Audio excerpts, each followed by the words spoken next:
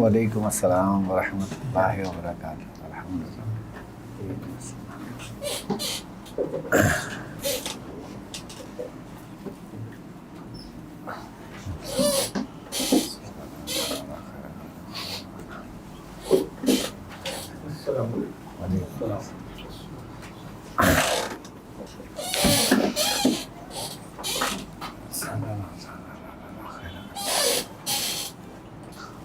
और सब खैरियत।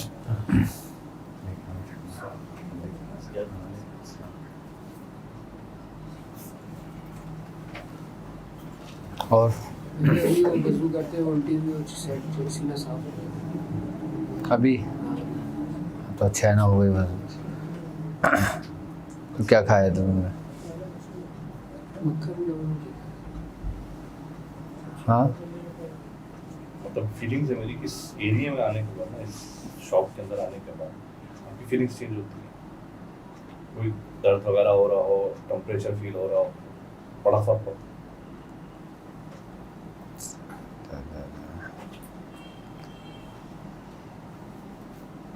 इस जगह पर मुझे तकरीबन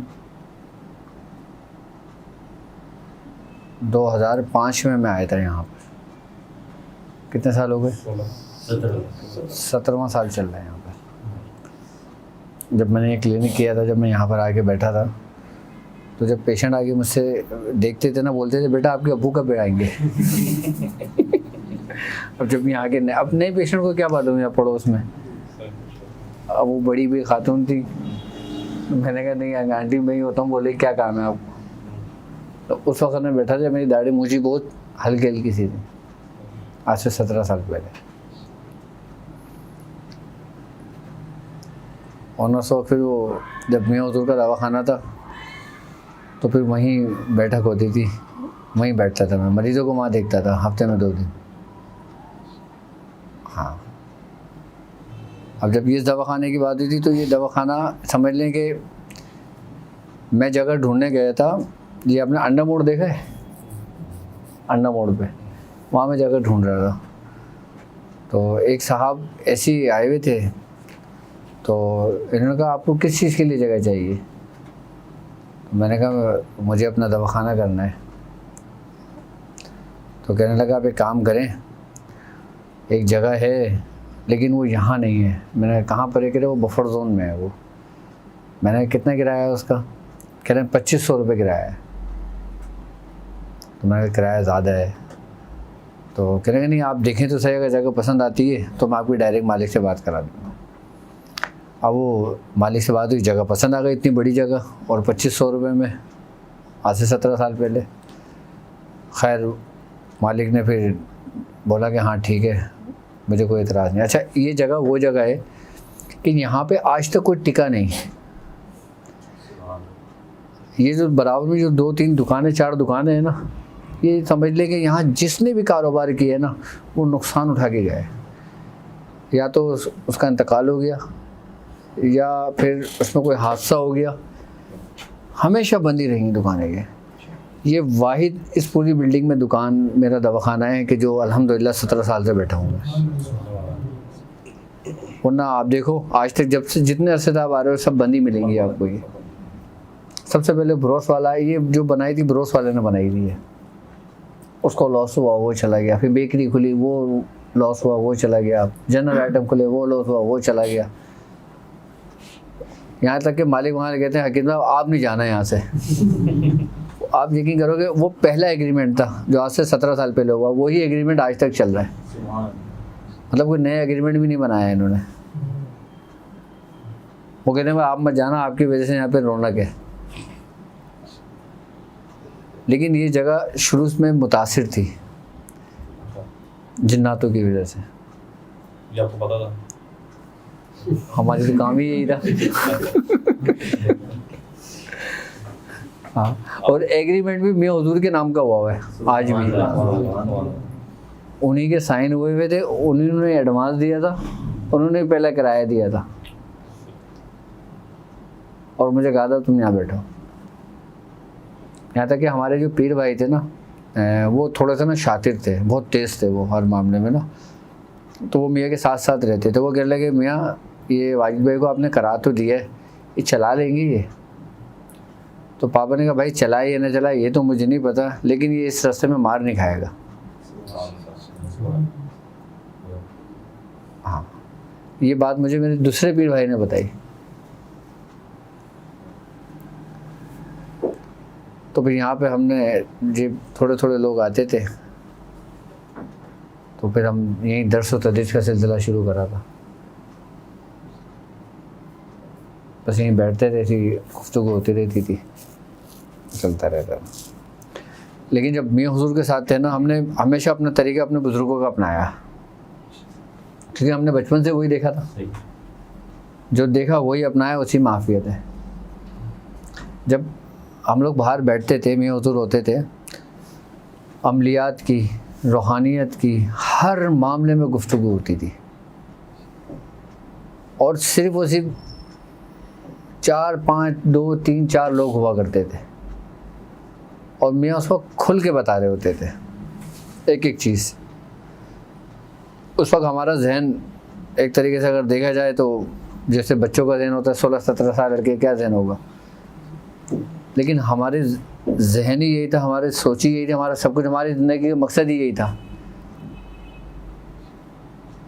तो हमने हर एक उस चीज़ को कॉपी किया, फॉलो किया, उसको अपने अंदर सेव किया। लेकिन वो जो बातें होती थी कमाल की, अब नहीं करते मियाँ हुजूर वो बातें। अब वो मियाँ हुजूर बातें नहीं करते वो, लेकिन जो उस वक्त बातें होती थी। एक दफ़ा 17 की महफिल थी, तो हम लोग बैठे हुए थे, नियाज से फारिग होकर पापा आगे बाहर बैठ गए थे। नियाज में भी 7-8 लोग थे बस। नियाज दी ख़त्म, ख्वाजा खाजगान हुई, असम मुबारक पड़ा, बाहर आके बैठ गए। हम लोग बैठे हुए थे, एक फ़कीर आया, कहने लगा वो आज तुम्हारी नियाज होती है ना? पापा ने कहा हाँ नियाज होती है। नियाज क्यों होती है, इसका क्या फ़ायदा होता है?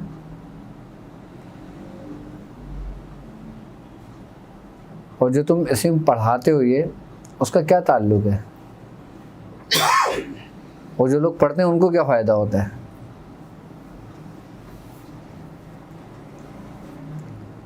उसके ऊपर मियाँ ने 3 घंटे गुफ्तगू करी थी हमारे।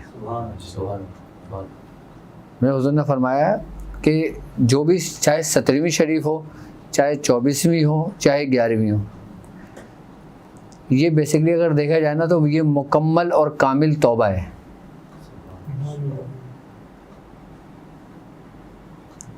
मुकम्मल और कामिल तौबा है ये। कहते हैं कि इसमें जिन अस्माए मुबारका को पढ़ाया जाता है, जैसे हम लोग शुरू करते हैं दुरूद शरीफ से, ठीक है। अब दुरूद शरीफ से पढ़ने से मतलब ये होता है कि हमने उस महफिल के दायरा आथा बना लिया, ठीक है। नहीं, हिसार नहीं है, हाँ, ये पूरा अहाता हो गया। अब इसमें जो ख़त्म ख्वाजा खाजगान के जो असम पढ़ाए जाते हैं, जैसे अल्लाहुम्मा या काज़ी अल हाजात है, अल्लाहुम्मा या काफ़ी अल मुहिम्मात है, अल्लाहुम्मा या हल अल मुश्किलात हैं, जितने भी असम मुबारक हैं, बुजुर्गान दिन फरमाते हैं कि जो शख्स उस महफिल में मौजूद हो और वो अस्माए मुबारका को पढ़े, उसके जो मकासद हैं, जो उसका मतलब है, उसमें फिर अपना मकसद ऐड कर ले, तो उसको उसमें मायूसी नहीं होती। ये ख़त्म ख्वाजा खाजगान के समझ लो कि उसकी बरकत है कि उसका मसले हल हो जाते हैं। अब क्योंकि अब महफिल करते हैं तो वो आम लोगों के लिए होती है, आम लोगों के लिए दावतनामा होता है एक तरीके से देखा जाए, इसलिए कि तुम लौट आओ। अब ज़्यादातर जो जितने भी लोग आते हैं, कोई अपने रिस्क के मामले में परेशान होता है, कोई बीमारी के मामले में कोई परेशान होता है, कोई रूहानी के मामले में परेशान होता है, कोई अमलियात की दुनिया में परेशान होता है। अब हर बंदे का सोल्यूशन जो ना उस महफिल के अंदर मौजूद होता है। लेकिन अब मसला ये होता है कि आप तमाम इस्म पढ़ते हो इसलिए कि पता नहीं आपके लिए कौन सा इस्म कारआमद है जो आपको नफ़ा दे। मतलब हर इस्म आपके लिए नहीं है। जिस तरीके से पूरी किताब काम की नहीं होती, सिर्फ उसमें चंद इबारत, चंद मफहूम ही आपके काम का होता है जिसे आपकी ज़िंदगी को बदल देता है। अब जितने भी अस्माए मुबारक पढ़ाए जाते हैं, जितने भी ख़त्म ख्वाजा खाजगान के अंदर जो कुछ कराया जाता है ना, अब मिसाल के तौर पे एक शख्स परेशान है, उसका किसी किस्म का कोई सबब नहीं बन रहा, अब अल्लाहुम्मा या मुसब्बिबुल असबाब जब पढ़ाया जाता है तो वो किसी सबब के लिए वो अपनी नीयत कर ले और फिर उसी नीयत से अपने कल्ब पे ज़र्ब लगाए। अच्छा, ये बेसिकली अगर देखा जाए ना तो ये एक तरीके से ज़िक्र है ये। अच्छा, ज़िक्र की कई इक़साम है। ज़िक्र बुलंद आवाज़ से भी पढ़ा जाता है, ज़िक्र खामोशी से भी किया जाता है, ज़िक्र ज़रबी भी होता है, ज़िक्र कल्बी भी होता है, ज़िक्र रूही भी होता है, और ज़िक्र ख़त्म ख्वाजा खाजगान ज़िक्र शाज़ली भी है। वो ज़िक्र शाज़ली बिल्कुल अलग है, ज़िक्र कादरी अलग है, ज़िक्र नक्शबंदी अलग है। तमाम ज़िक्र जो ना वो सब अलग अलग हैं इसके। अब हम समझते हैं ज़िक्र सिर्फ ला इलाहा इल्लल्लाह है। अगर बेस देखी जाए तो ला इलाहा इल्लल्लाह ही है। अब जितने भी इससे मंसूब, इससे जो शाखें निकलेंगे ना, वो तमाम खानवादी के मुख्तलिफ होंगे। अब उसकी फिर एक तरतीब भी है, एक तरीका भी है। इसको समझाने के लिए बुजुर्गान दीन ने हमारे जिस्म के मुख्तलिफ हिस्सों को मुख्तलिफ में तकसीम कर दिया, हमारे जिस्म को मुख्तलिफ हिस्सों में तकसीम कर दिया, कि जिसे कोई लोग लताइफ कहते हैं। अच्छा, कुछ लोग अस्माए मुबारक जैसे 3 हैं तो वो 3 को फोकस करते हैं, यानी कि नफ्स, कल्ब और रूह। अगर 2 इस्म हैं तो नफ्स और कल्ब। अब 1 है, अब वो देखा जाए कि एक ज़ाती है, ये सिफाती है। अगर ज़ाती है तो कल्ब पे ज़र्ब लगाई जाएगी, और अगर सिफाती है तो नफ्स पे ज़र्ब लगाई जाएगी। आप कोई भी दुआ पढ़ते हो, वही दुआ आपके लिए ज़िक्र बन जाती है। यानी कि आप जब उसको पढ़ते हो ना, आपके साथ एक कैफियत तारी होती है, आपकी गर्दन भी घूम रही होती है और आपके जिस्म भी हिल रहा होता है। इसका मतलब होता है अंदर जो कैफियत है ना, वो आपको अपने असल की जानिब लेकर जा रही है, लेकिन आप उस वक्त उसको समझ नहीं रहे होते, उस कैफियत को।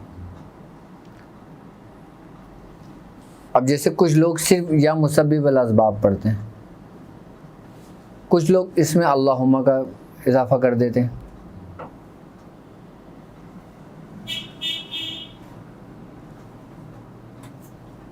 अब जब या मुसब्बिबुल असबाब से लगाते हैं ज़र्ब, तो फिर नफ्स से हम ऊपर की तरफ उठाते हैं, क्योंकि या हमेशा नीचे से ऊपर की जानिब आता है, क्योंकि या एक निदा है। असल में ज़िक्र अगर देखा जाए ना तो ज़िक्र के तरीके ही सब कुछ है, वरना ज़िक्र तो आपको हर किताबों में बहुत मिल जाएगा। अब सूरह कुरैश की अगर 4 आयतें हैं, सूरह कुरैश की अगर 4 आयतें हैं, तो इसको आप 4 मकामात से ज़िक्र कर सकते हो इसका। अभी हमने सिर्फ सादी सूरह कुरैश पढ़ी है, ठीक है। उसके बाद सूरह कुरैश की जो अज़मियत है हम वो पढ़ लें, लेकिन इसके बाद फिर सूरह कुरैश के ज़रिए फिर हम अपने अंदर के लताइफ को जगाएंगे, यानी कि उसको बेदार करेंगे। अच्छा, पहले हमने किया ज़ुबान से ज़िक्र,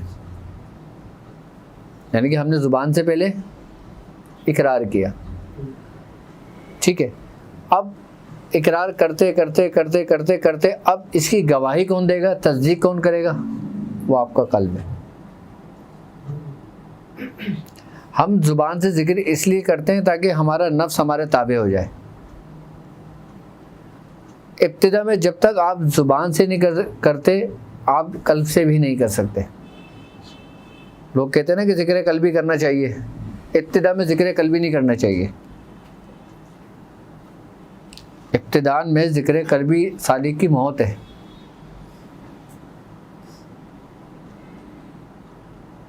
क्यों?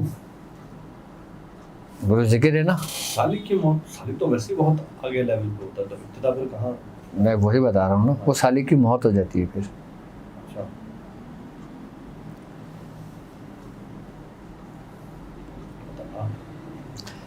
ये रास्ता ही बड़ा ख़तरनाक है। ये वो रास्ता है कि इसमें इंसान अपनी मर्जी से तो आता है लेकिन अपनी मर्जी से जाता नहीं है। जाने का सफर। हाँ, ये वन वे है, ये इसमें कोई यूटर्न नहीं है। इसमें बस एक दफ़ा आप फंस गए ना तो बस आप सारी ज़िंदगी फंसे रहोगे। या तो बादशाह बन के निकलोगे या फिर फ़कीर बन के निकलोगे। हकीकत है ये। या तो ये आपको बादशाह बना देती है या ये फिर आपको फ़कीर कर देती है। हाँ,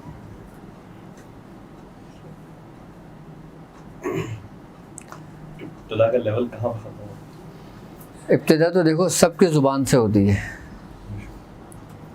कि जब तक आप उसका इकरार नहीं करते आगे की मंजिल शुरू नहीं होती। इब्तिदा में जो ज़िक्र दिया जाता है वो फिर इसीलिए दिया जाता है कि ताकि तुम्हारी तवज्जो इस्लाह हो जाए, तुम्हारी तरबियत इस्लाही हो जाए। अब तवज्जो इस्लाही जो होती है वो फिर हमारे ज़ुबान के ज़िक्र से शुरू होती है। अब जैसे किसी को कहा 313 बार पढ़ें, 1111 पढ़ें, 1900 पढ़ें, वो उनकी अपनी ज़ाहिरी इस्लाह के लिए। अभी ये नहीं कि अभी तुम इसके अंदर अगर तुमने 1.25 लाख कर ली तो तुम कामिल हो गए। इसमें जो करोड़ों पढ़ लेते हैं वो भी कामिल नहीं होते। कामिल वही होता है जो कुछ पा लेता है, चाहे वो इब्तिदान में पाले या फिर वो इंतहा को पाए।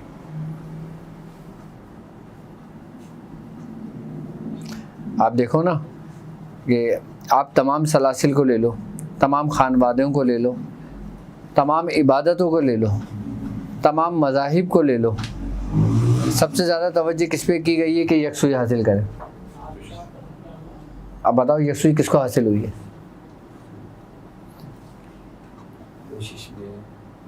अच्छा, जितनी कोशिश करोगे उतनी नहीं होगी। ये भी सही है।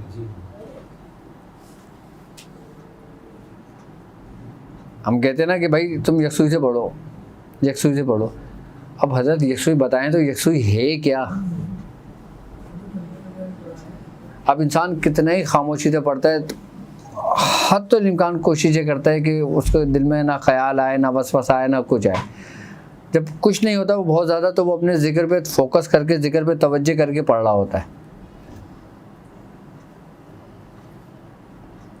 अपने दिमाग को खाली करना ना, यही कमाल है।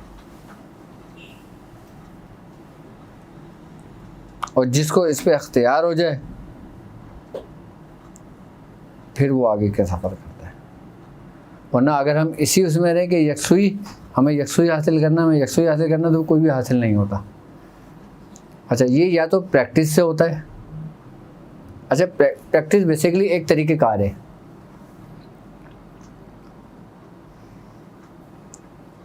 जब आपको कोई एक काम दे दिया जाए ना, जब आप उस काम में लग जाएं तो आप नकल से उसके असल की तरफ पहुंच जाते हो। लेकिन इसमें कोशिश होती है। अब कहते हैं कि जब तक तुम्हें यकसुई हासिल ना हो, यानी कि यकसुई अगर होगी तो तुम मुराकबा करोगे, तो फिर अगर यकसुई के बाद मुराकबा है तो फिर मुराकबा किस चीज़ का नाम है? कहते हैं ना कि भाई 1.25 लाख कर लिया, कोई फ़ायदा नहीं हुआ। 2 लाख कर लिया, आज 3 साल हो गए पढ़ते हुए, आज 4 साल हो गए पढ़ते हुए, आज 5 साल हो गए पढ़ते हुए, तो क्या कहा जाता है कि तुमने तवज्जो से नहीं पढ़ा। तो फिर कौन सी तवज्जो चाहिए? फिर कौन सी तवज्जो चाहिए? फिर ये तवज्जो क्या है?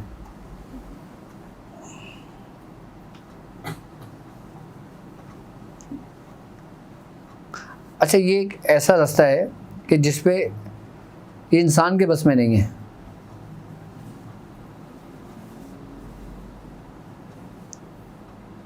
वो कहते हैं ना, फैज़ान मोहब्बत आम है, इरफान मोहब्बत आम नहीं।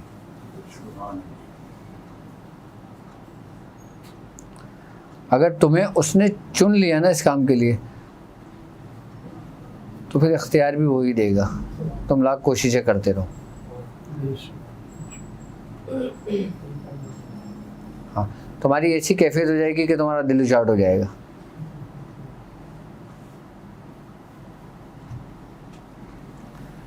अब मुख्तलिफ दुनिया के मज़ाहिब की स्टडी करो आप, मुराकबे का कॉन्सेप्ट दुनिया के हर मज़ाहिब में मिलेगा तुम्हें। महात्मा गौतम बुद्ध के पैरोकार को देख लो आप, सबसे पहले कहते हैं कि हिंदुस्तान के अंदर जब ये सिलसिला शुरू हुआ था ना, तो वो याम ने किया था। हाँ, एक गुरु था, लेकिन उसकी क्वालिटी ये थी कि वो मुख्तलिफ नशिस्तों के ज़रिए करता था, मुख्तलिफ नशिस्तों के ज़रिए वो किया करता था मुराकबा।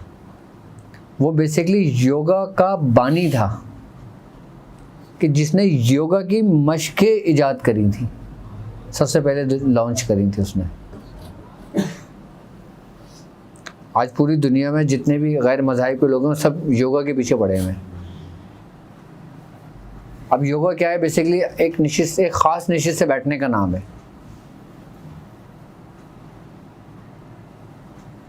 इसमें हिंदू जो मज़हब है, इसमें इसको बड़ी अहमियत है। क्यों? क्योंकि ये उस प्रैक्टिस के ज़रिए अपने अंदर की या तो नेगेटिविटी को कंट्रोल करते हैं या पॉजिटिविटी को कंट्रोल करते हैं।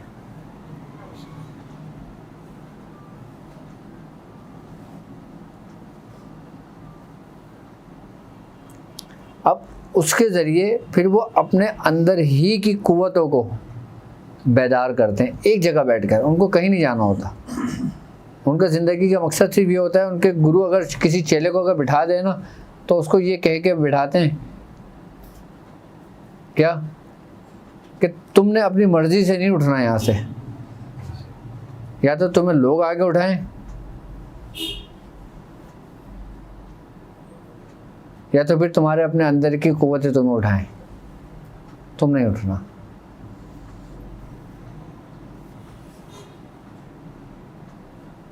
हिंदुओं के अंदर अगर देखा जाए तो बड़ी बड़ी मेहनतें हैं, बड़ी बड़ी रियाजतें हैं।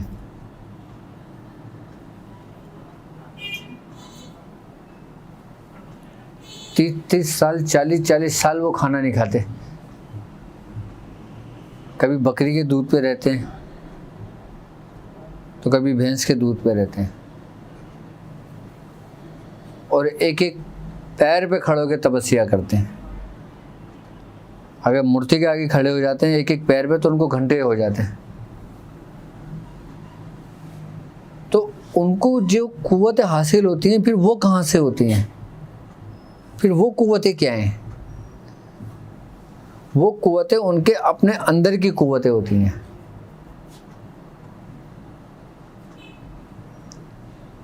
इंसान के अपने अंदर की कुव्वतें होती हैं।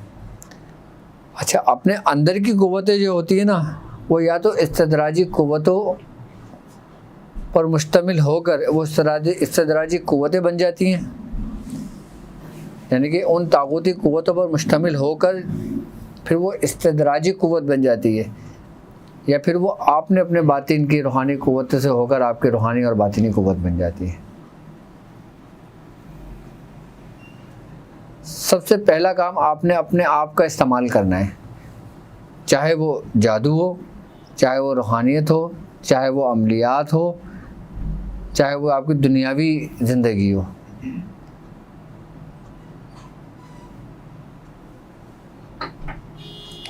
जब तक हम खुद पर हमें इख्तियार नहीं होता, हम किसी पर इख्तियार कैसे हासिल कर सकते हैं? हमें खुद पर इख्तियार होगा तो हम किसी पे इख्तियार करेंगे ना।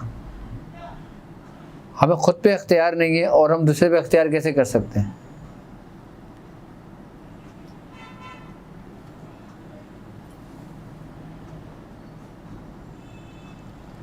यानी कि सारा प्रोसेस सब कुछ आपके अपने अंदर हो रहा होता है। मेरी हर वीडियो का मकसद सिर्फ यही होती है कि आप अपने आप को पहचान लें। वो बात की बात है, फैसला करना आपने कि आप कौन हो। आप मुस्लिम हो, आप सुन्नी हो, आप शिया हो, आप देवबंदी हो, आप अहले हदीस हो, काफिर हो, हिंदू हो, ईसाई हो, यहूदी हो, वो बात की बात है। आप पहले अपने आप को तो पहचानो। जब अपने आप को पहचान लोगे आप खुद ही राह हक पे आ जाओगे।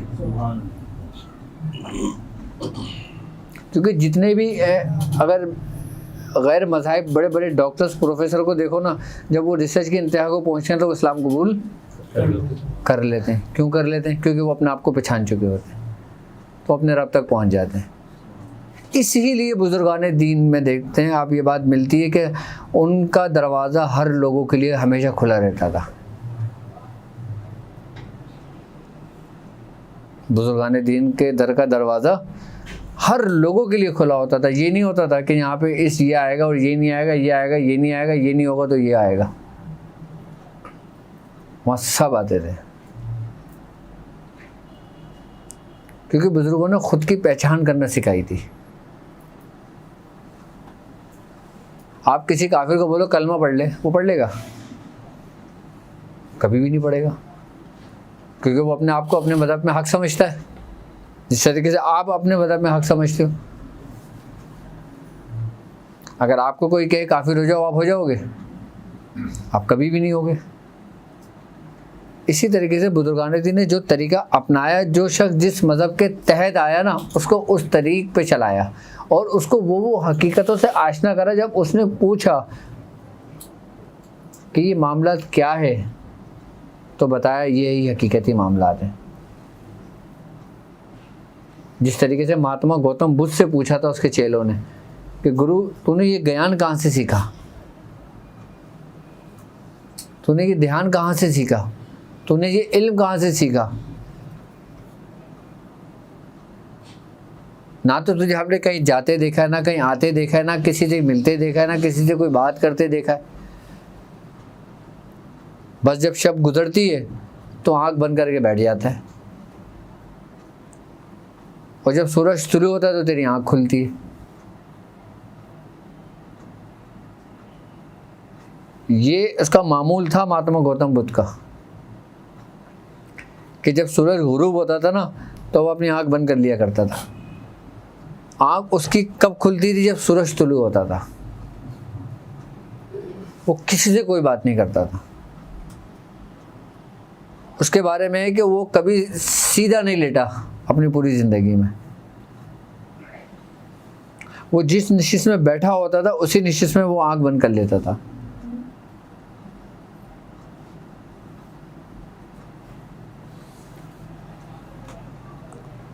तो उससे चेलों ने पूछा कि तूने ये तरीके कहाँ से सीखे, तो तेरी तरबियत किसने की? उसने कहा मेरी तरबियत ईली ने की है। उसने कहा ये ईली कौन है? ये तारीख की किताबों में मिलता है ये वाकया कि ये ईली कौन है। तो उसने कहा ये बड़े घर में पैदा होगा,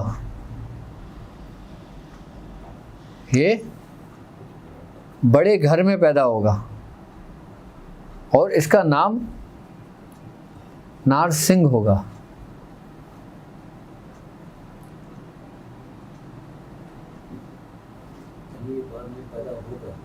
हाँ, और ईली से मुराद जो होता ना वो मौलाए कायनात है, हज़रत अली करमुल्लाह वजहत है। आपकी रूह एकदस थी वो।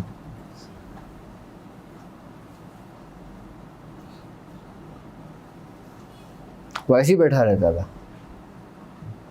बड़ा घर खाने उस हाँ, बड़ा घर खाने का हुआ। उसने बाकायदा महात्मा गौतम बुद्ध की तालीमात में ये है कि उसने बाकायदा रूहों के मरहले लिखे हैं। जिस्म के अंदर उसके मकामात को निशानदेही की है उसने, और उसने कहा कि जो रूह असल है वो जिस्म में टिकती ही नहीं है, और बाकी जितनी भी है ना वो सिर्फ और सिर्फ रिफ्लेक्शन है। जिस तरीके से आप हो, आपके पीछे आपका साया है। अब आपका जो साया है ना वो आपकी फिजिकल बॉडी को चला रहा है। ये रूह की कुव्वत है। असल रूह कभी नहीं ठहरती, उसको करार ही नहीं है, क्योंकि वो इस घर की नहीं है ना, उसका मकाम तो कुछ और ही है ना। जब भी तो कहते हैं कि ये एक मुसाफिर खाना है, वो तुम्हारी रूह को कहा गया है, उसको करार नहीं है। अब देख लो ना, आप सो जाते हो, रूह आपके जिस्म से क्यों निकल जाती है, और लम्हों में जरा सा आप हिलते हो वो फौरन लौट जाती है, क्योंकि वो अपने असल की जानिब लौटने की कोशिश करती है। रूह जहाँ से आई थी ना, वो उसी जानिब दौड़ती है। और फिर जब वो सफ़र करती है ना, फिर उस सफ़र के अंदर ख्वाब में आप जो कुछ देखते हो, फिर वो दिखाया जा रहा होता है आपको।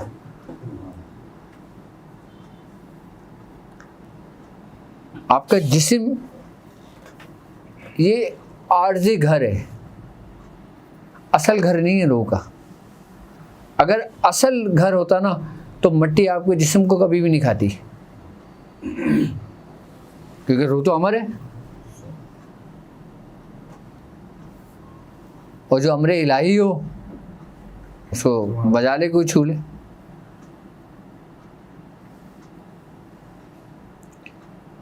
हम समझते हैं कि हमारा फिजिकल बॉडी सब कुछ है, जबकि ये तो सिर्फ एक स्ट्रक्चर है।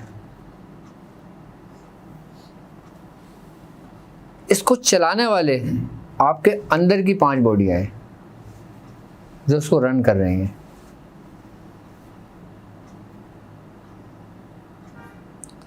अच्छा, इसका ताल्लुक हमारे रूह से और रूहानियत की दुनिया से बहुत गहरा है। जिस तरीके से हमारा जिस्म है ना, इसकी पूरी तह पे तह, तह पे तह, तह पे तह है।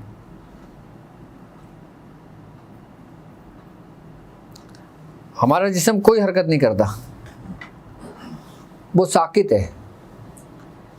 इसके अंदर अगर तहरीक है ना, तो वो उन 4 बॉडी की वजह से है जो आपके पीछे हैं, जो उसको चला रही हैं।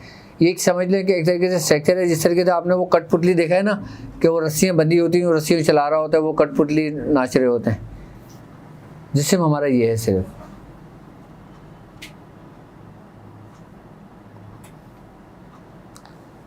अब हमारे अंदर की जो 4 बॉडी है ना, फिर वो केमिकल बॉडी हो जाती है, एनर्जी बॉडी हो जाती है, थॉट बॉडी हो जाती है, और शऊरी बॉडी हो जाती है।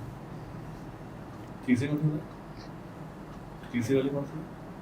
एनर्जी सबसे पहले आ गई आप फिजिकल बॉडी, आई बात समझ में? अच्छा, फिजिकल बॉडी जिसके माते थे वो है हमारी केमिकल बॉडी, क्योंकि हमारा जिस्म जिस चीज़ पर समझ लो कि बनता है, हमारे अंदर जिस किस्म की बीमारियां बढ़ती हैं या हमारे जिस्म के आज़ा बनते हैं या एक बच्चे की ग्रो होती है, तो वो उन्हीं केमिकलों से हो रही होती है। यानी कि केमिकल जो है ना, वो केमिकल जो बॉडी है वो इंसान के जिस्म के आज़ा को बना रहे होते हैं, उसको ग्रोथ कर रहे होते हैं उसकी। यहाँ तक के कहते हैं कि केमिकल अगर कोई अनडिसबैलेंस हो जाए तो इंसान की जीन्स तक चेंज हो जाती है। इंसान की जीन्स तक चेंज हो जाती है किस वजह से? केमिकल की अनबैलेंसिंग की वजह से। यानी कि फिर ये हुआ कि केमिकल से ही आपका पूरा बॉडी केमिकल से पे मुश्तमिल है। इसमें मुख्तलिफ किस्म के एंजाइम मौजूद हैं। अब इन केमिकल्स को कौन चला रहा होता है? यानी कि इन केमिकल्स ने आपके पूरी बॉडी को बनाना शुरू कर दिया, आपके बॉडी के तमाम पार्ट्स बन गए। अब किसी बच्चे के अंदर कोई माजूरी आ जाती है, पैदाइशी माजूरी हो जाती है, तो वो यकीनन किसी न किसी केमिकल की कमी बेशी की वजह से होता है। अब इस केमिकल बॉडी को जो बना रहा होता है, यानी कि केमिकल बॉडी जिस बॉडी के मातहत होती है वो है एनर्जी बॉडी। एनर्जी बॉडी क्या है? एनर्जी बॉडी बेसिकली है हमारे यहाँ बनने वाले न्यूरॉन्स कनेक्शंस, यानी कि जिसको हम न्यूरॉन्स बॉडी कहते हैं, कि जहाँ से एनर्जी यानी कि सारी पावर्स और क़ुव्वत वहाँ से बनकर पूरे जिस्म के अंदर मुंतकिल हो रही होती है। न्यूरॉन्स बॉडी जो होती है, एनर्जी बॉडी जो होती है, ये केमिकल बॉडी को बना रही होती है, ये बता रही होती है कि कब किस केमिकल की कहाँ ज़्यादती है, कहाँ कम है। जिसकी परसेंटेज बढ़ जाती है उसको कंट्रोल करती है, और जो कम हो जाती है उसको बढ़ा देती है। ये किस बॉडी का काम है? एनर्जी बॉडी का काम है ये किसको चला रही होती है? हमारे केमिकल बॉडी को। अब इसी तरीके से जो न्यूरॉन्स बॉडी है, जो एनर्जी बॉडी है, ये होती है हमारे थॉट बॉडी से कनेक्ट। थॉट बॉडी आपकी सोच, आपका ख्याल, आपका गुमान। अच्छा, जब तक थॉट बॉडी के ऊपर आपका इख्तियार नहीं होता तो वो रब के हुक्म से चल रही होती है। अब एक छोटा बच्चा है, उसके थॉट बॉडी पे किसको इख्तियार है? उसको खुद को नहीं है, तो वो कौन चला रहा है? यहाँ पे आगे हमारी साइंस मोहताज हो जाती है कि हमें यहाँ का प्रोसेस तो पता है, लेकिन हम उस प्रोसेस पे मोहताज हैं कि जो हमारे अख्तियार में नहीं है। अब थॉट बॉडी ही जिस तरीके से पैगामात देती है, यानी कि हमारे जो दिमाग होता है, और फिर जब हम दिमाग की अगर बात करते हैं, हम थॉट बॉडी की अगर बात करते हैं, तो फिर वही दो कुव्वतें आ जाती हैं जो हर इंसान में मौजूद है, प्लस और माइनस। क्या आ जाता है?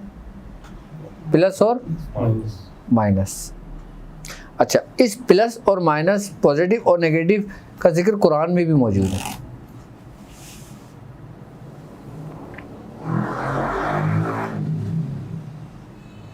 इसका जिक्र कुरान में भी मौजूद है। हाँ, अब जब हम थॉट बॉडी पे आते हैं, रूहानियत की दुनिया हो, अमलियात की दुनिया हो, साइंस की दुनिया हो, या कोई भी फील्ड हो, वो सब के सब इसी के मोहताज हैं। अब जितने भी लोग रियाजतें कर रहे होते हैं, सब कुछ कर रहे होते हैं, जब तक ये चीज़ इंसान के कंट्रोल में नहीं होती, कुछ भी इंसान के कंट्रोल में नहीं होता।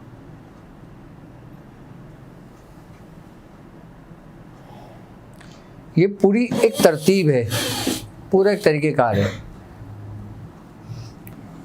अच्छा, जो महात्मा गौतम बुद्ध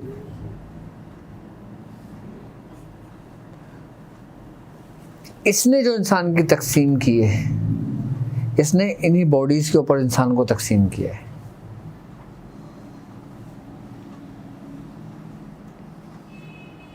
इसी हिस्सों में तकसीम किया है। किसी ने 5 हिस्सों में किया है, किसी ने 7 हिस्सों में किया है, किसी ने 9 हिस्सों में किया है, किसी ने 11 हिस्सों में किया है। रूह के जो मकामात हैं वो यही हैं जो आर्ट कहलाते हैं, जो वो अलग हैं? नहीं, वो बिल्कुल अलग है। अच्छा, लतीफ़ा रूह अलग है, रूह अलग है। अच्छा, लोग कहते हैं लताइफ कितने हैं? 7, लेकिन बाज़ कहते हैं 9 हैं। नफ्स, क़ल्ब, रूह, सिर, खफ़ी, अक़फ़ा, ये 6 हो गए, और 7वां है खफ़ीउल अक़फ़ा, जिसको सुल्तानुल अस्कार कहते हैं। और बाज़ सलासिल में ये कि रादिया और मर्दिया, ये भी लताइफ में से हैं। ये टोटल 9 है। रमज़ान मुबारक में कुछ हफ़ज़ा किराम हैं जो हाफिज़ हैं इस क्लास में या अमल कर रहे हैं, उनको तरावीह पढ़ानी पड़ती है किसी और जगह पर मिसाल में। तो इस अमल के लिए, और ख़ासकर भाई ने भी ये कहा था कि फिर हमारे लिए क्या हुक्म होगा कि अपनी जानमाज़ करीब रखें और साथ इस पर घर में शुरू करेंगे, या उसका क्या हिसाब किताब करेगा? मिसाल तो कुछ ऐसे आप लोगों को दूसरी जगह पर बुलाए जाते हैं। हाँ, हाँ, फिर टाइम भी बहुत मखसूस हो जाता है फिर। हाँ, तो उसका फिर हम टाइम कुछ तब्दील कर देंगे, चेंज कर देंगे उनका टाइम। नहीं, मकसद है वापस नहीं आना, तो मिसाल फिर रमज़ान। हाँ, तो वहीं कर ले, वो वहीं पढ़ लें अपनी तरावीह पढ़ाने के बाद। ये टाइम तो उन्होंने कह दिया कि उसी टाइम पर पढ़ाई शुरू करेंगे कि जिस टाइम पर तरावियाँ खत्म हो जाती हैं। तरावियाँ खत्म हो गई। आज से टाइम टेबल वही होगा मगर जगह का थोड़ा फर्क है। अब आप ये देखो, आपको अमलियात भरपूर मिलेंगे, तरीके भरपूर मिलेंगे, हर जगह मिलेंगे, यूट्यूब पे इधर उधर हर जगह मिलेंगे, लेकिन फैज़ से खाली होंगे। मैं हकीकत बता रहा हूँ, फैज़ से खाली होंगे। चाहे कमाल के इल्म होंगे, कमाल के अमल होंगे और कमाल के बुजुर्गों के नाम से मंसूब होंगे। क्यों? नहीं, इजाज़त के अलावा भी बताने वाले खुद खाली हैं। अब मिसाल के तौर पे अगर यहाँ 10 लोग बैठे हुए हैं, ठीक है, अब मिसाल के तौर पे इनका ले लें, इनका कोई ताल्लुक ही नहीं है दूर दूसरे सिलसिले का। अब इन्होंने वो अमल मुझसे सुन लिया, मुझसे इन्होंने इजाज़त भी ले ली। अब ये गए, इन्होंने अपने ठक ठक पोस्ट बनाई, ठक ठक के वीडियो बनाई, इन्हें ठक करके अपने डाल दिया। अब इनके लाखों सब्सक्राइबर हैं, अब लाखों लोग देख रहे हैं। अब ये समझ रहे हैं कि मैंने अच्छा काम किया।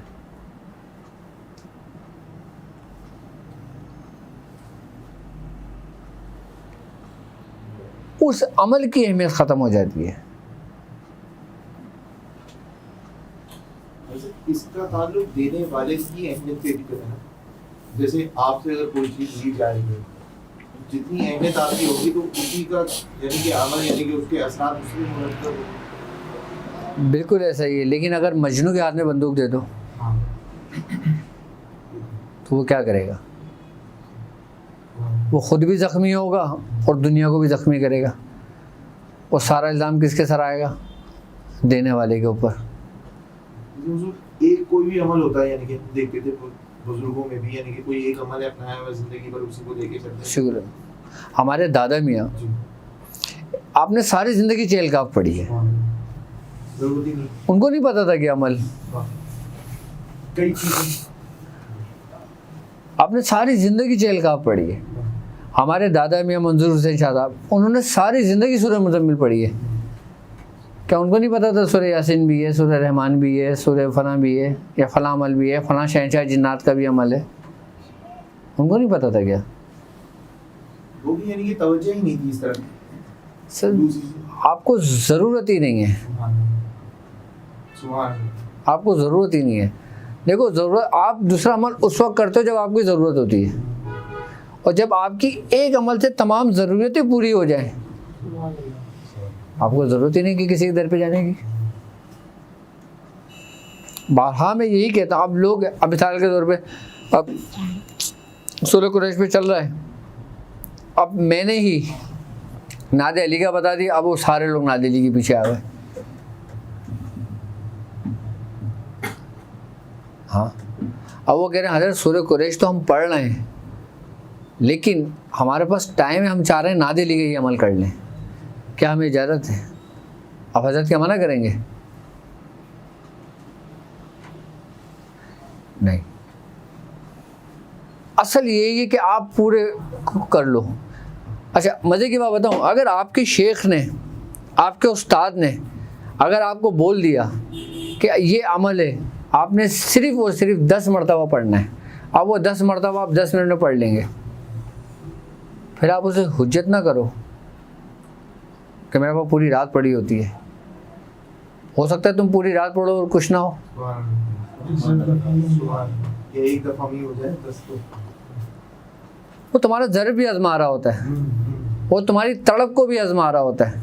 वो देखता है कि कितने लोग ठहरते हैं और कितने चले जाते हैं। जब तुम एक काम वाले बंदे हो, ठीक है, अब तुम्हें फारिग करके कोई घर में बिठा दे और तुम्हें बोले सी तुम 10 मिनट ये काम करना, बाकी घर पे रहना, क्या क्या ख्यालात आएंगे आपके दिमाग में, क्या क्या वसवसे आएंगे आपके दिमाग में? आप रुकोगे? कभी कहीं हाथ मारोगे, कहीं हाथ मारोगे, कभी कहीं हाथ मारोगे। लेकिन अगर आप असल में उसी के होगे, आप ठहर जाओगे।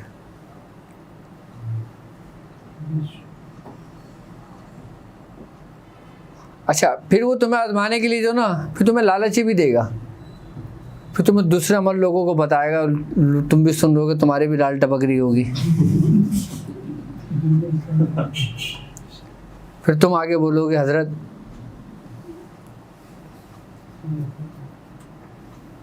को नहीं पता क्या, ये हजरत ने बताया तो।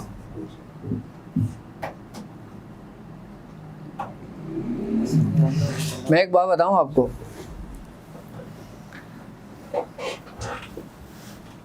रूहानियत में जो कुछ भी है ना वो तुम्हें आजमा कर मिलता है, तुम्हारी पढ़ाइयों से नहीं मिलता।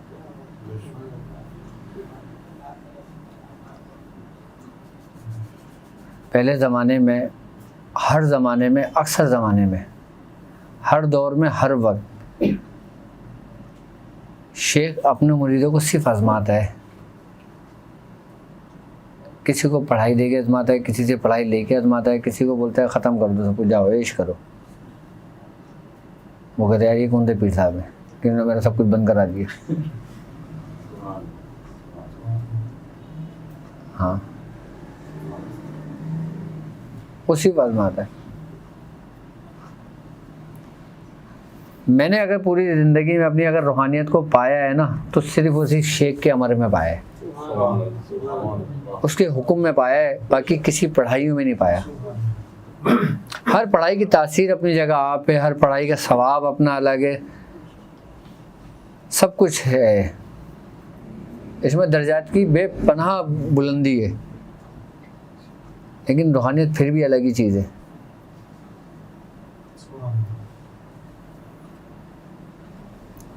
रूहानियत बेसिकली एक नुस्खे के मानिंद है, और जब वो नुस्खा करार पाना चाहे ना तो एक रात की सोबत में करार पा जाता है, वरना हज़ारों सोबतें बेकार होती हैं। तुम्हारे शेख से निस्बत और तुम्हारे शेख से ताल्लुक़ भी इसी सोबत से असर अंदाज होता है। यानी कि तुम्हें तुम्हारी सोबत, तुम्हारे शेख की सोबत में जो कुछ मिलना है ना वो पहली सोबत में मिल जाना है, नहीं तो तुम हज़ारों सोबतें उसे इख्तियार कर लो।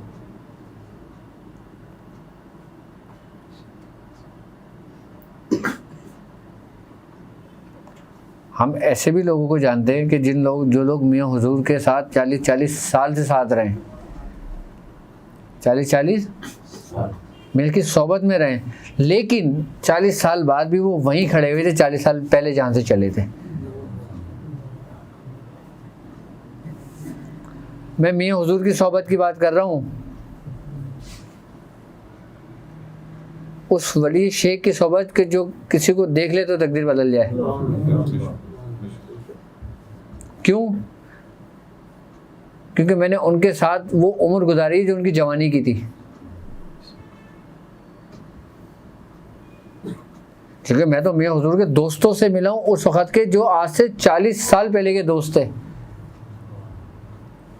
कि जैसे हम उम्र दोनों 17-17 साल के, दोनों 18-18 साल के, मियाँ भी और वो भी। यासीन ताया हमारे नाम है, ताया ताया कहते थे हम उनको। एक उम्र साथ गुजारी है, लेकिन वो उनका वो ही नहीं था कोई। एक अजहर भाई थे, अब तो लोग नहीं जानते, लेकिन ये वो लोग थे जो सन 80 के 78 के मियाँ के साथ के थे, और अभी उनका इंतकाल हुआ है सन 2000 में, 2002 या 4 में। कि जब वो हमारे साथ बैठते थे तो उनको उस वक्त पढ़ते हुए 20 साल हो गए थे, और जब हम उनसे पूछते थे तो वो वहीं के वहीं थे। क्या मसला था फिर, क्या बात थी? जब मैंने मियाँ से ये पूछा नहीं क्या माजरा है, तो फिर उन्होंने मुझे यही मिसाल दी थी जो आज मैंने आपको दी।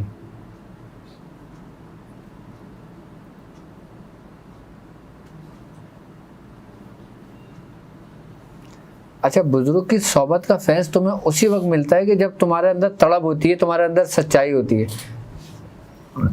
तुम सच्चे हो ना, तुम्हारे अंदर सच्ची तलब है ना, तुम्हें रब मिल जाएगा।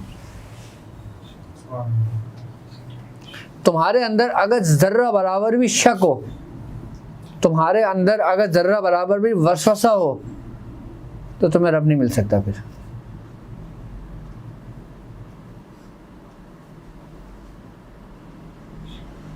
या ख्याल हो। अच्छा, ये वो वाहिद रास्ता है कि जिसके अंदर शागिर्द को सच्चा होना ज़रूरी है, मुरीद का सच्चा होना ज़रूरी है। बुजुर्गान दीन फरमाते हैं कि सच्चा मुरीद झूठे पीर से भी सब कुछ पा लेता है। सच्चा मुरीद झूठे पीर से भी सब कुछ पा लेता है और झूठा मुरीद सच्चे पीर से भी कुछ नहीं पाता। कैसे?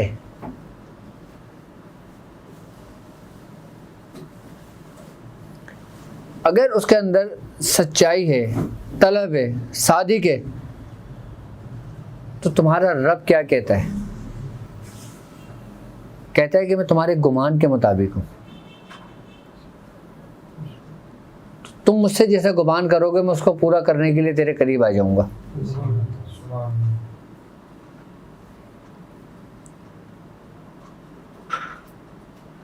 हमें अपने शेख को नहीं देखना चाहिए, हमें अपने आप को देखना चाहिए कि तुम उसके काबिल हो।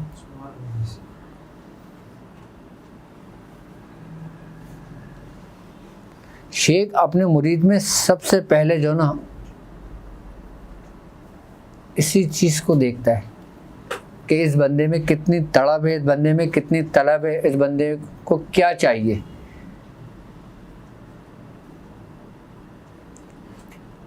अगर दुनिया के लिए हो तो फिर तुम दुनिया में ही रहोगे, अगर किसी और ख्वाहिशात के लिए तुमने रास्ता जोड़ा है तो तुम्हें वो हो सकता है मिल जाए, हो सकता है वो भी ना मिले।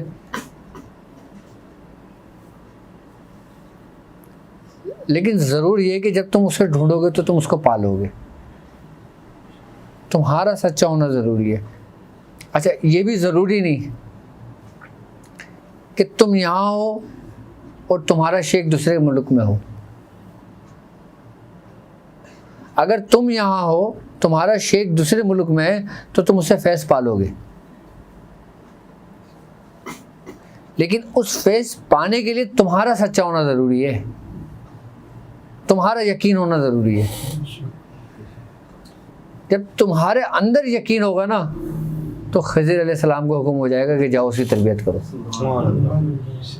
उसका मुरीद दूर है, उसका पीर दूर है।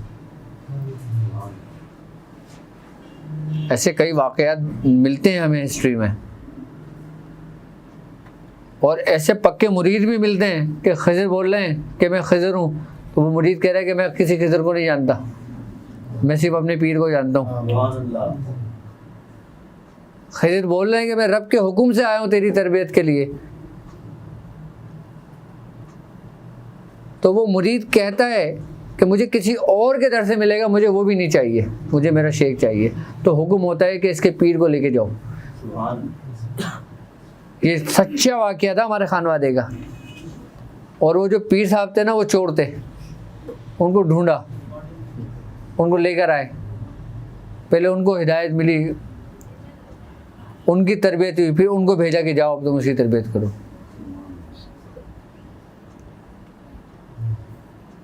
ये वाक़या मिलता है बहुत। ऐसे में हमने आगे से नादेली का वो किया था चिल्ला, और सूरज किरण में किया था, तो हमें वीडियो में ऐसे पता चला, तो हमने सोचा कि शायद इसकी इजाज़त आपसे ले ले, लेकिन आपने क्लियर कर दिया, तो हमसे सूर्य कुरैशी दावत ही बढ़ी। ठीक इसमें सवाल क्यों? मैं पूरा कुरैश कर रहा था, नो डाउट, सारा कुछ था। सूरह नादेली का जिक्र सुना, हम जाके कर लिया, और जिसकी नज़र नादेली से उतारता है ना, वो दूसरे दिन घर पे खड़ा था, तो भाई ये पैराडोल नहीं है कि रोज़ाना खानी है, ठीक है, वगैरह नहीं यार एक दफ़ा और कर लो। अब फैज़ की वजह से मतलब डाउटफुल होता है कि नहीं यार हो सकता है मुझे इसमें ज़्यादा हुआ है। अब मैं कुरैश भी कर रहा हूँ, नादेली भी पढ़ रहा हूँ। आसम मसला यही था ना, मैं वही तो आपको बता रहा हूँ कि हम दो कश्तियों के सवार ना हो। फ़ायदा देखो, फैज़ हर चीज़ में मौजूद है, फ़ायदा हर चीज़ में है, नूर हर आयत में है, रूहानियत हर दुआ में है, हर इस्म में। लेकिन हो सकता है कि वो रूहानियत तुम्हारे लिए ना हो। अच्छा, रूहानियत हम समझते हैं कि मकसद फ़ायदेमंद होती है, हो सकता है वो आपके लिए नुकसानदेह हो। आपसे मिलना कर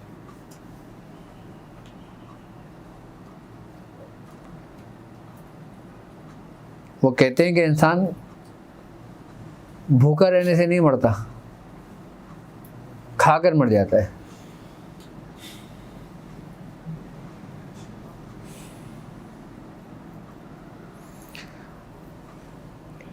एक दर क्या, एक दर, एक ही रास्ता, एक ही मंजिल, अब वो किसी भी सिम जाए,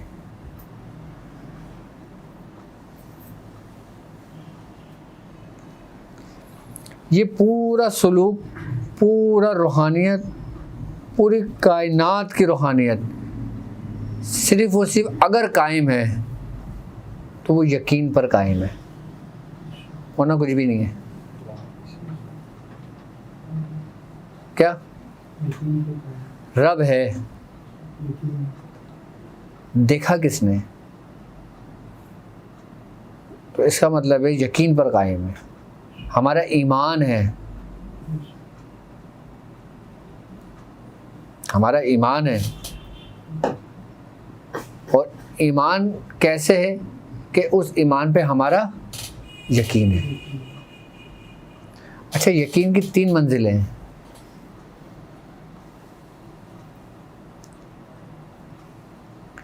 इल्मुल यकीन, ऐनुल यकीन और हक्कुल यकीन। अब इल्मुल यकीन, ऐनुल यकीन और हक्कुल यकीन क्या है? अब जैसे एक मटके में पानी है, बाहर कूलर में पानी रखा हुआ है, अब मैं तुम सबको बता रहा हूँ कि इस कूलर में पानी है, ये है इल्मुल यकीन। अब आपको यकीन है कि हाँ पानी है इसमें, लेकिन अभी आपने अपनी आंखों से नहीं देखा। आप किस पे यकीन कर रहे हो? मुझ पर यकीन कर रहे हो कि इसमें पानी है। अब मैं आपको उठाता हूँ, आपको बोलता हूँ आप जाओ इसको देख कर आओ और उन सबको बताओ। आप गए, आपने देखा अपनी आंखों से, आपने बोला हाँ इसमें पानी है। आप आए, आपने सबको कहा कि हाँ मैंने अपनी आंखों से देखा इसमें पानी है। ये है ऐनुल यकीन, क्योंकि आपने अपनी आंखों से देखा है। अब मैंने आपसे कहा दोबारा जाओ, उसको खोलो, उसको देखो, उसमें से निकालो और पियो। ये है हक्कुल यकीन। अब आप पी कर आ रहे हो। इसी तरीके से पूरा सिलसिले का निज़ाम, पूरे सिलसिले की रूहानियत इन्हीं 3 चीज़ों पे कायम है। अब देखो शेख बताता ही है ना, सब कुछ बता रहा होता है ना कि ये है, ये जन्नत है, ये दोज़ख है, ये हक है, ये बातिल है, ये गुमराही है, ये हिदायत है, ये फ़लाँ बुज़ुर्ग हैं, ये फ़लाँ शैतान है, ये फ़लाँ शैतान है, ये फ़लाँ वो है। बता रही होता है ना अपनी महफिल में, और किताबों में ये कुछ लिखा होता है ना। ये क्या है? यानी कि तुम्हें उस इल्म पे यकीन हो गया कि मेरे शेख जो बोलते हैं वो सच है। अब ऐनुल यकीन क्या होगा कि जब तुम उस पर अमल करना शुरू करोगे। अब तुम जब उस पर अमल करना शुरू करोगे ना, जब तुम्हारे ऊपर जो वारदातें होंगी ना, जब तुम उसको देखोगे अपनी आंखों से, चाहे ख्वाब की हालत में देखो, चाहे अपने ख्वाब की हालत में देखो, या किसी से आप कोई शख्स आपको बताए कि मैंने आपको ख्वाब में इस हालत में देखा है, मैंने आपको ख्वाब में देखा है आप मदीने में थे, मैंने आपको ख्वाब में देखा है आप बारगाह इलाही में थे, मैंने आपको ख्वाब में देखा है आप मक्के में थे, फिर ये आपको ऐनुल यकीन होगा कि आप उस मुशाहिदे में खुद देख रहे हो, चाहे वो मुराकिब की हालत में देख रहे हो, चाहे वो ख्वाब की हालत में देख रहे हो। अब हक्कुल यकीन ये होगा कि जब तुम्हारी कबूलियत हो जाएगी।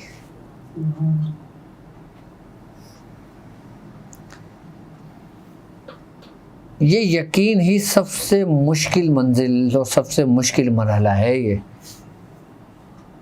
यकीन ही तो है कि जिसने काफिर कर दिया, और ये यकीन ही है जिसने मोमिन कर दिया, बाकी कुछ भी नहीं है। और यकीन जितना कामिल होता है ना, उतनी उसके अंदर पुख्तगी, उतनी उसके अंदर ईमान, उतना उसके अंदर रूहानियत, उतनी उसके अंदर नूरानियत होती है। कहते हैं कि बोलने वाला अगर यकीन से खाली हो ना तो सामने वाले पे किसी बात का असर नहीं होता। अगर बोलने वाला यकीन से खाली हो खुद तो किसी भी बात का सामने वाले पर असर नहीं होता। लेकिन अगर बोलने वाले यकीन पर हो तो सामने वाले के दिलों को बुनियादों तक हिला देता है। अगर बोलने वाला यकीन पर हो तो वो सुनने वाले जो होते हैं ना उनके दिलों की बुनियादों को हिला देता है।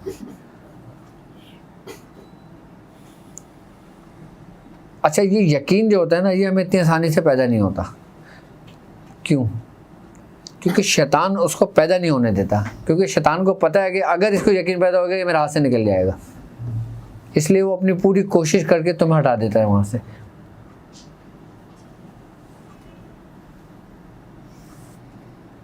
नियत क्या करेंगे जब कल से हम शुरू करेंगे दावत?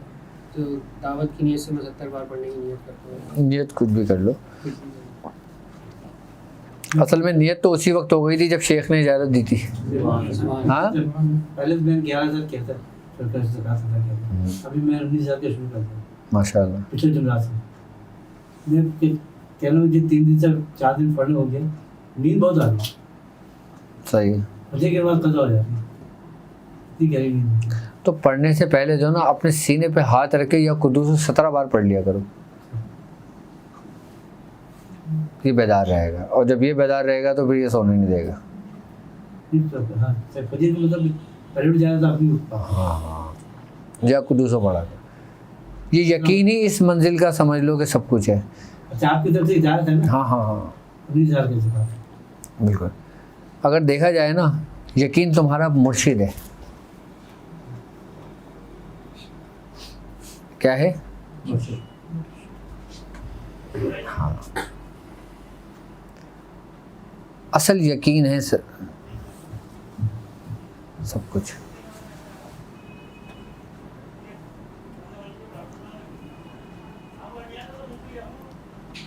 बस ये यकीन ही है जो इंसान की तकदीरें बदल देता है। अब ये यकीन ही तो था कि हज़रत इब्राहीम अलैहिस्सलाम नारे नमरूद में कूद गए। और कैसा यकीन था कि अल्लाह रब्बुल इज़्ज़त ने खलीलुल्लाह का लक़ब दिया। सुभान अल्लाह। और कहते हैं कि जब महशर जब लगेगा तो सबसे पहले जो खिल्त पहनाई जाएगी ना वो हज़रत इब्राहीम अलैहिस्सलाम को पहनाई जाएगी। तमाम अंबिया कराम से पहले किसको पहनाई जाएगी? हज़रत इब्राहीम अलैहिस्सलाम को। ये खुद सरकार दो आलम सल्लल्लाहु अलैहि वसल्लम ने फरमाया।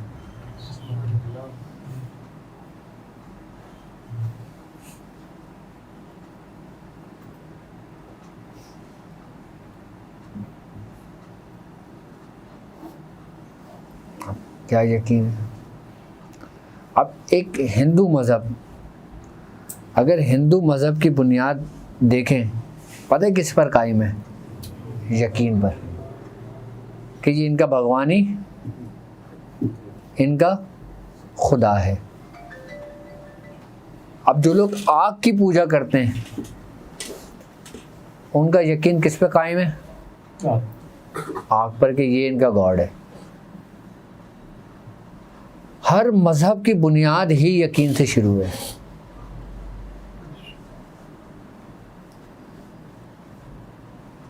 और हम मुसलमानों की बुनियाद ला इलाहा इल्लल्लाह मुहम्मदुर रसूलुल्लाह। हम अपने बच्चों को कलमा क्यों पढ़ाते हैं? पहले अजान क्यों देते हैं? हम उसको बताते हैं कि तुम अपने बाप दादाओं के दीन पर रहना। बच्चे के कान में अजान देने का हमें जो हुक्म है, हम जो देते हैं वो इसीलिए देते हैं कि वो बच्चे को जो आवाज़ आती है ना अजान की, वो उसकी मेमोरी में सेव हो जाती है। हुक्म है ना कि जब बच्चा पैदा हो तो फौरी तौर पे अजान दे। क्यों अजान फौरी तौर पे देने का हुक्म दिया जा रहा है? ऐसे कि जैसे कोई हार्ड डिस्क बिल्कुल खाली है, अब उसके अंदर जो चीज़ पहले रिकॉर्ड होगी वो उसके अंदर रिकॉर्ड हमेशा रहेगी। इस बात पे खाली अंग्रेज़ों ने रिसर्च की है कि ये अजान देने का क्या मकसद है। एक अंग्रेज़ की एक रिसर्च थी, वो मैंने पढ़ी थी, उसका आर्टिकल पढ़ा था। वो कहता है कि एक ईसाई के घर एक बच्चा पैदा हुआ, उसने उसके कान में पैदा होते ही कहा कि फ़लाँ कंट्री में फ़लाँ चर्च है और फ़लाँ चर्च में उसने उसके बारे में नाम बताया और कहा कि मैं तुम्हारा वहाँ इंतज़ार करूँगा। कहते हैं कि जिस बच्चे के कान में उसने कहा था ना, बच्चा 40 साल के बाद उसी चर्च में पहुँचा था कि मुझे यहाँ पे किसी ने बुलाया है। और फिर उसने खुद ही अपना आर्टिकल लिखा था कि मेरे दिमाग के अंदर ये आवाज़ गूंजती थी कि मुझे किसी ने फ़लाँ जगह पे, फ़लाँ चर्च में और फ़लाँ उस मकाम पे मुझे तलब किया था।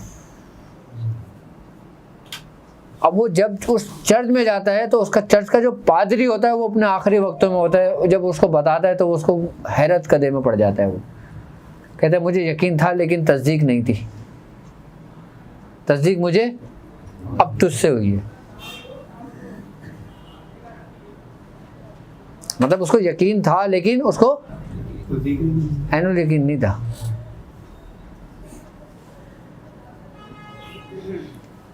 तो हम जब बच्चे के कान में अजान देते हैं ना, चाहे वो कितनी गुमराही की तरफ चला जाए, वो लौटता असल में उसी की तरफ है। असल में हर इब्तिदे का सिरा और हर इंतहा का सिरा आपस में मिला दिया जाता है जब इंसान का आखिरी वक्त होता है। मैं नहीं कह रहा, कुरान कह रहा है ये कि क़ालू इन्ना लिल्लाहि व इन्ना, और लौटा किस तरफ जाता है? जिस तरफ से आया जाता है। तो यानी कि दोनों सिरे जब आपस में मिला दिए जाते हैं और जब सिरे मिल रहे होते हैं तो उसकी ही इब्तिदा तो उसने सुनी और वो इंतहा, फिर वो जो तुम सारी ज़िंदगी पढ़ते रहते हो ना, ला इलाहा इल्लल्लाह ला इलाहा इल्लल्लाह, वक्त नज़र पे सब कुछ भूला होता है इंसान। ये एक ऐसा वक्त है।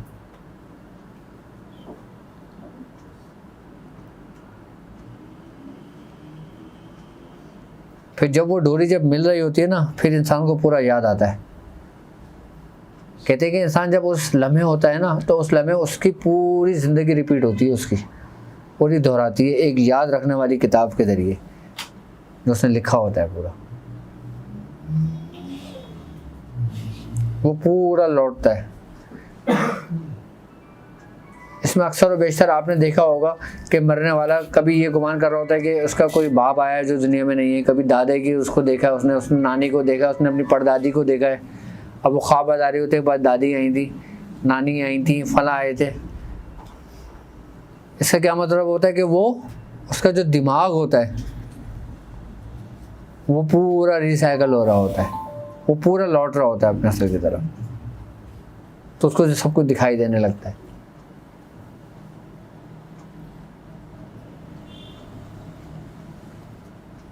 ये अल्लाह तबारक ताला की सबसे बड़ी नेमत है हम पर कि हम मुसलमान घराने में पैदा हुए हैं।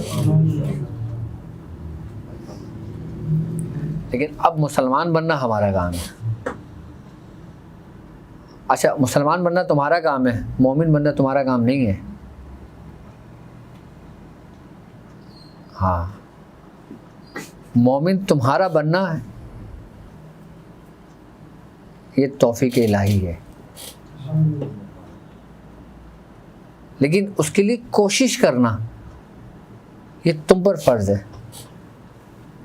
क्योंकि जब कुछ लोग सरकार दो आलम सल्लल्लाहु अलैहि वसल्लम की बारगाह में आए और आपने कहा या रसूल अल्लाह हम ईमान लाना चाहते हैं, आपने फरमाया नहीं, यूँ ना कहो कि हम ईमान लाना चाहते हैं, यूँ कहो कि हम मुसलमान होना चाहते हैं। ईमान अहले हनूस तो तुम्हारे दिलों में भी दाखिल ही नहीं हुआ। यानी कि जब बच्चा पैदा होता है तो वो मुसलमान होता है वो। अब मुसलमान से मोमिन का सफ़र तुमने तय करना है। अब तुम 40 साल से पहले कर लो या फिर मुसलमानी मरो।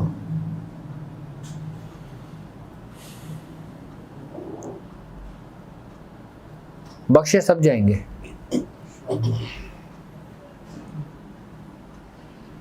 जिसने अपनी ज़िंदगी में एक दफ़ा भी कलमा पढ़ा होगा, लेकिन क्या कि एक बंदे ने चोरी की है, उसको उसके मुताबिक सज़ा मिली, सज़ा 1 साल की थी, पूरी हुई, चलो भाई जाओ। किसी ने कत्ल किया, उसकी सज़ा 30 साल थी, अब वो 30 साल के लिए, अब 30 साल के बाद जब 31 साल शुरू होगा, चलो भाई तुम बता दो, आ जाओ। आपको छोटे छोटे उसमें मुब्तला होंगे। हुजूर करीम सल्लल्लाहु अलैहि वसल्लम जब आप शफात फरमाएंगे तो वो शफात परहेज़गारों के लिए नहीं होगी, वो गुनाहगारों के लिए ही होगी।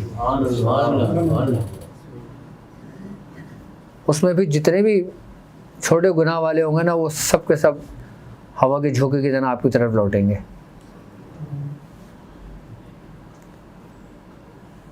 और जैसे जैसे लोगों की जैसी निस्बत होगी, ये सवा आठ हो गए, जैसे जैसे लोगों की निस्बत होगी, जैसे जैसे लोगों की मोहब्बत होगी, इंसान का मकाम उतना बुलंद होगा।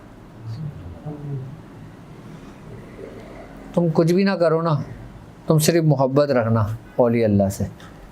कभी किसी की शान में गुस्ताखी ना करना, चाहे कोई वली हो, कोई नबी हो, कोई सहाबी हो, या कोई तुम्हारा पड़ोसी क्यों ना हो।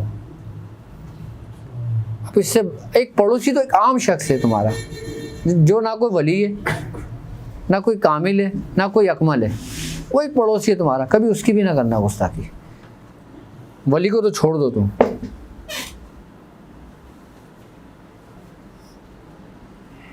अच्छा, आलम बरज़ख में कुछ लोग बहुत अच्छे तरीके से रह रहे होंगे और कुछ लोग बहुत मुफलिसी में रह रहे होंगे, तो उसका भी कुछ वो लोग तरीक़ेकार बताते हैं कि अगर आप कुछ करें तो आप वहाँ पे भी आप अच्छे तरीके से। अबे भाई, मैं वही कहता हूँ ना कि इंसान जिससे मोहब्बत करता है ना, तो वो आलम बरज़ख हो या आलम अरवा हो या अहले जन्नत हो, वो उसी के साथ ही होगा। अब ये देख लो कि तुम किससे मोहब्बत करते हो, क्योंकि कुरान ने तुम्हें सबसे पहला हुक्म ये दिया है कि कुल इन कुंतुम तुहिब्बूनल्लाह फत्तबिऊनी युहब्बुकुमुल्लाह, कि अगर तुम अल्लाह से मोहब्बत का दावा करते हो ना, तो पहले मेरे नबी की अताअत करो, उसके अफ़ाल उसके अक़वाल की पैरवी करो, वो युहब्बुकुमुल्लाह, वो फिर तुमसे मोहब्बत करेगा, वरना वो भी मोहब्बत नहीं करता। तुम सारी ज़िंदगी अल्लाह अल्लाह करते रहो, वो तुमसे मोहब्बत नहीं करेगा, वो तुम्हें पहचानता ही नहीं है। लेकिन जहाँ तुमने अपना रुख मुस्तफ़ा की तरफ किया, वहीं से लब्बैक की सदाएं आने लगी।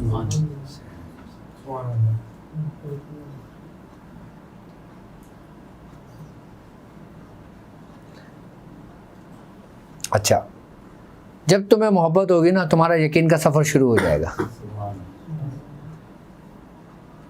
तुम्हारे अंदर मोहब्बत नहीं है तो यकीन का सफ़र भी शुरू नहीं होगा। अच्छा, मोहब्बत पहले इंसान को बर्बाद करती है, ये भी याद रखना। मोहब्बत पहले इंसान को फिर आबाद करती है, क्योंकि आबाद वही होता है जो बर्बाद होता है। जो पहले ही बर्बाद हो गया। हाँ, लेकिन तुम दुनिया की मोहब्बत में बर्बाद हो के आए हो ना। अब दुनिया की मोहब्बत में बर्बाद होना और अहले हक की मोहब्बत में बर्बाद होना, ज़मीन आसमान का फ़र्क है। अब आप दोबारा करेंगे मुझे? आई बात समझ में।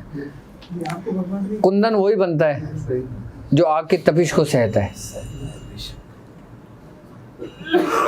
काम वही आता है जो जौहरी, मतलब जो एक हीरा जो ना एक तराशता है जौहरी।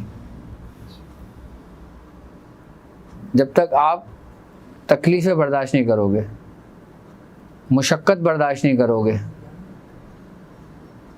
तो कुंदन कैसे बनोगे? कुंदन के बाद उस पारस का सफ़र कैसे करोगे? तुम तो कोई बर्बाद नहीं हो। सबसे कमज़ोर नहीं हूँ। बर्बादी इसको नहीं कहते।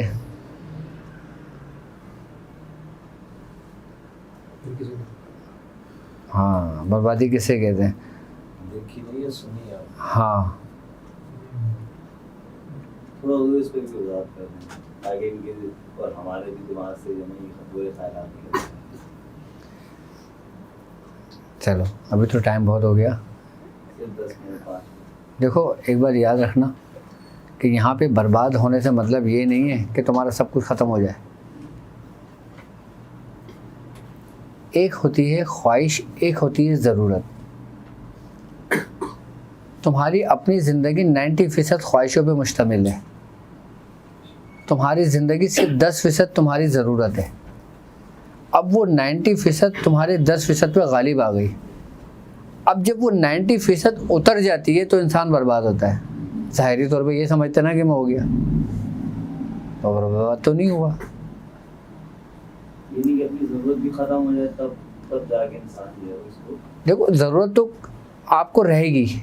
आपने खाना है, आपने पीना है, आपने ज़िक्र करना है, आपने फ़िक्र करना है, आपने इबादत करनी है, आपने नेक अमाल करना है, आपने हलाल रिस्क कमाना है, अपने बीवी बच्चों का पेट भरना है। ये ज़रूरतें हैं। ख्वाहिशात क्या है? आप कमा 10 रुपये रहे हो, अब आप बोलो नहीं यार मैं 100 रुपये कमाऊँगा, अब मैं इसकी ये करूँ, उसकी वो करूँ, इसकी ये करूँ। जब इधर उधर हाथ मारोगे तो आप गलत हाथों में पड़ोगे।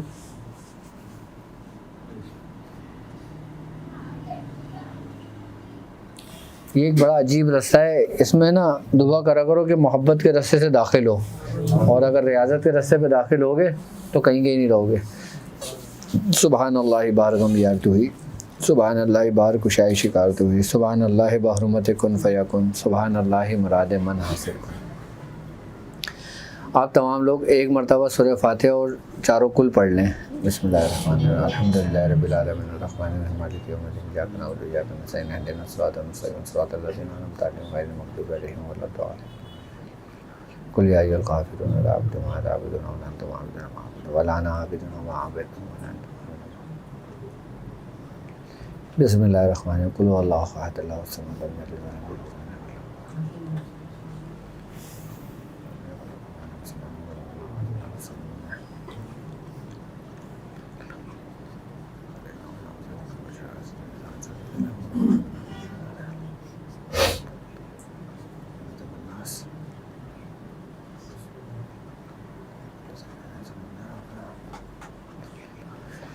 या इलाहुल आलमीन। हमने फातिहा शरीफ पढ़ी। या इलाहुल आलमीन तेरा ज़िक्र और अस्कार किया, इसमें कोई गलती कोताही हो गई तो अपना रहम व करम अपने फजल से माफ़ फरमा। या इलाहुल आलमीन अब इस तमाम का सवाब तेरी बारगाह में पेश करते हैं, कबूल व मकबूल फरमा। इसका सवाब सरकार दो आलम सल्लल्लाहु अलैहि वसल्लम की बारगाह में पेश करते हैं, कबूल फरमा। आपके तवस्सुत आपके आबा व अजदाद, आल औलाद, अज़वाज मुतहरात व अहले बैत, चारों खुलफाए राशिदीन, अशरे मुबशरा, सहाबी रसूल, तमाम शोहदा इस्लाम के अरवाहों को दर्जा बदर्जा पेश करते हैं, कबूल फरमा। या इलाहुल आलमीन आपके तवस्सुत से इल्मुल मुफर्रिसीन, इल्मुल मुहद्दिसीन, इल्मुल मुअर्रिखीन के अरवाहों को दर्जा बदर्जा पेश करते हैं, कबूल फरमा। या इलाहुल आलमीन आपके तवस्सुत से कुतुब रुबानी, महबूब सुबहानी, मीरा हज़रत सैयदना शेख अब्दुल क़ादिर जिलानी रज़ी अल्लाह ताला अन्हु के रूह अक़दस को पेश करते हैं, कबूल फरमा। आपके तवस्सुत से इसका सवाब ख़ानदान क़ादिरिया सिलसिला सोहरावर्दी, चिश्ती, कलंदरी, अबुलाई, जहांगीरी, हसनी, उस्मानी के तमाम बुज़ुर्गान दीन के अरवाहों को पेश करते हैं, कबूल फरमा। या इलाहुल आलमीन हमारे बुज़ुर्गान दीन के वसीले से इसका सवाब बिलखुसूस हमारे पीर भाई खलीफा सलमान रज़ा तारिकी की रूह अक़दस को पेश करते हैं, कबूल फरमा। या इलाहुल आलमीन हमारे पीर भाई की बेहिसाब मग़फ़िरत फरमा। या इलाहुल आलमीन हमारे पीर भाई के दर्जात को बुलंद फरमा। या इलाहुल आलमीन हमारे पीर भाई की कब्र को जन्नत के बागों में से एक बाग बना। या इलाहुल आलमीन हमारे तमाम पीर भाई जो उस दुनिया से जा चुके हैं उन सब पर अपना रहम व करम फरमा, उन तमाम की कब्रों को जन्नत के बागों में से एक बाग बना। या इलाहुल आलमीन कुल मुस्लिम मुस्लिमात, मोमिन मोमिनात, सालिहीन सालिहात के रूह अक़दस को पेश करते हैं, कबूल फरमा।